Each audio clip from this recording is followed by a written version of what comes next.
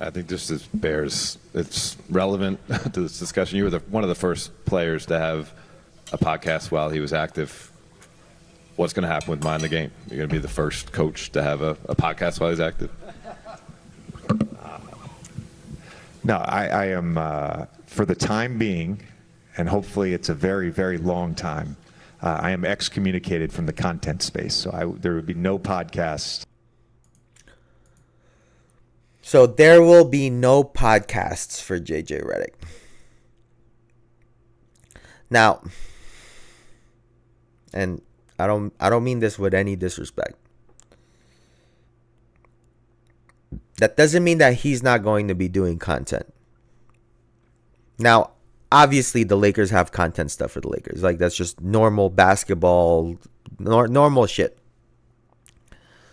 But assuming LeBron comes back, assuming LeBron signs another two-year deal, plays with Bronny James, ends his career out, he can't do a podcast because he's going to be too busy filming the end of this documentary for LeBron James.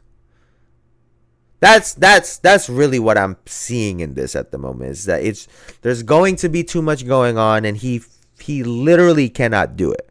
He physically will not be able to do it because they're already going to have an excessive amount of cameras following this team wherever they go. So I think that's one part of this, right? I really, really do, right? And it's not to say that he's not taking coaching seriously. I do think that if he wanted to coach and also have a podcast, whether it was like every other week or whatnot, I do think it's possible. Spending an hour to talk about basketball, which he was going to do anyway, I don't think it would require so much effort for him. A person that was routinely doing shows on the road in hotel rooms anyway. So I do think that plays a factor into it. They're going to have so many cameras following them, and he just can't.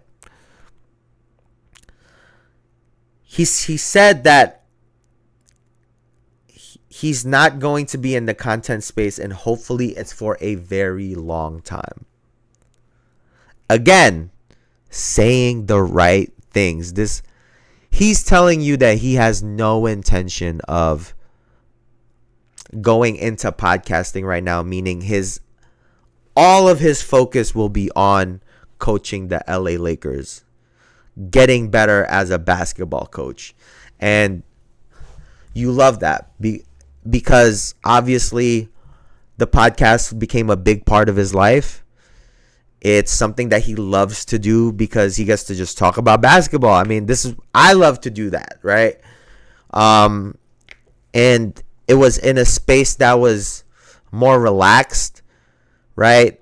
Now when he talks about basketball on the Lakers, it's gonna have more pressure. It's gonna be more meaningful as opposed to the podcast. So having that sort of freedom to just shoot the shit without any real consequence is, I'm sure that's gonna be different. Because now the pressure is on. Wins, losses, media, his mistakes, all his rotations, who he picks up, doesn't pick up. All of that's going to be studied under a microscope now. And, it's good for him, right? Good for him that he's taking this as seriously as he's supposed to, right? Because, he could have very easily said, fuck it, my podcast can boom with the Lakers, right?